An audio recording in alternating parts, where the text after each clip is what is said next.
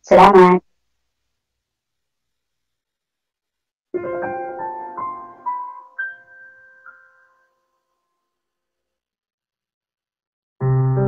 Isang mapagpalang araw po sa lahat ng tagapakinig dito sa grupo ng Siemens Club. Ako nga pala, si Lola Aning, isang makata, at ang aking tema ay patungkol sa buhay at pag-ibig ng OFW, single mom and single dad.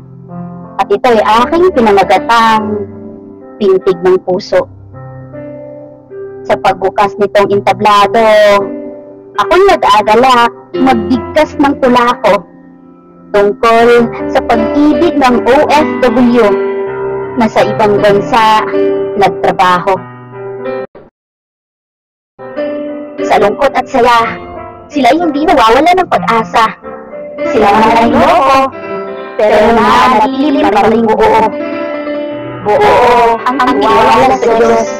Sa mga pagsubok, minsan nakakaraos. Sa buhay, minsan naghihikaos. At sa pag-ibig, pagmagmahal, lubos.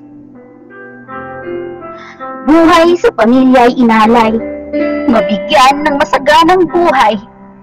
Lahat ng ito'y may saysay, makita ang pamilyang matiwasay.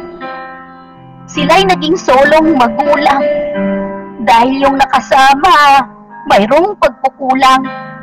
Pagsasama at pagmamahalan, hindi pinahalagahan, kaya't sumusolo sa lahat ng laban. Sila'y nagmahal nung una, nagmahal, pero sila'y lumuha sa taong minahal ng totoo, pero hindi pa rin nakontento. Mahirap magtrabaho sa malayo, malungkot isipin, pero ito'y totoo.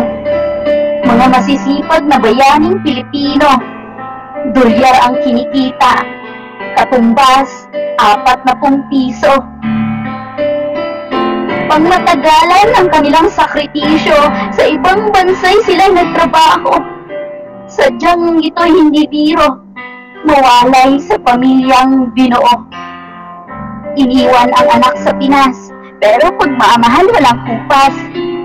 Naglalaan pa rin ng oras upang pagmamahal ay laging iparanas. Sa buhay pag-ibig laging nasasaktan, patuloy bumabangon kahit nahihirapan. Kung sino pa yung seryoso, sila pa yung niloloko. Sa bawat patak, luhang naipon, naghihintay pa rin tamang panahon. Sa pag-asang umibig muli, lungkot sa labi, hindi maikubli. Pag-asang siya'y maging sandigan, ginamot ang pusong sugatan, minahal ka ng walang pag-aalinlangan, tinanggap lahat ng iyong nakaraan. Pagmamahal ay labis-labis, hindi hahayaang ika'y maghinagpes. Tunay na wala kang kapalit, sa puso'y ika'y iuukit. Kami saludo sa inyo, sulong magulang na OFW. Pinaluha man nung unang karelasyon, patuloy lang sa pagbangon. Darating din ang tamang panahon na may taong maging inspirasyon, magtulungan sa lahat ng pagkakataon. Dahil ang pag-ibig na wagas, ito walang pinipiling oras. Kapag pinana ka ni Cupido, wala ka nang magagawa, kundi sundin ito. Kung nabigo ka man sa una, malay mo sa susunod pahalagahan ka na. At kahit itago nararamdaman mo, hindi maitatago, Pintig ng Puso. Salamat po.